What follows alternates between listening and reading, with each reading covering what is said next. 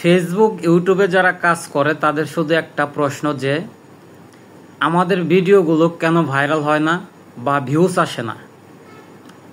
আসলে আপনাদের video views না আসার কারণ হচ্ছে যেহেতু আমি একজন নতুন, আমার অভিজ্ঞতা থেকে আমি বলছি, আমার পিছনে যে ঘড়িটা দেখতে পাচ্ছেন আমার মাথার উপরে, ঠিক ফেসবুক এবং ইউটিউবের এমন একটা ঘড়ি রয়েছে যাকে বলা হয় অ্যালগরিদম।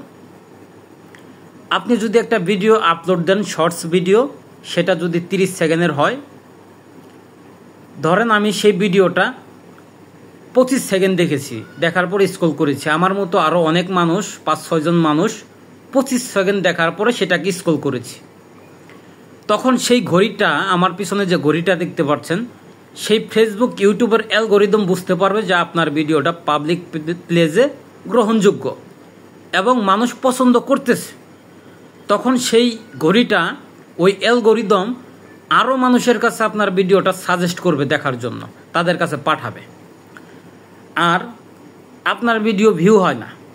ধরেন আপনার একটা 30 সেকেন্ডের ভিডিও আপনি আপলোড করেছেন, আমি ভিডিওটা 5 সেকেন্ড দেখার পরে স্ক্রল করে ফেলেছি।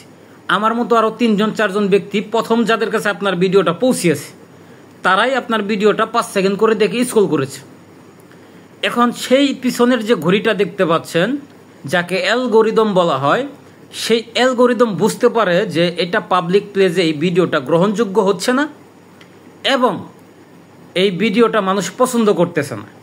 তখন দেখেন আমার পিছনের সেই ঘড়িটা কিন্তু বন্ধ হয়ে আছে।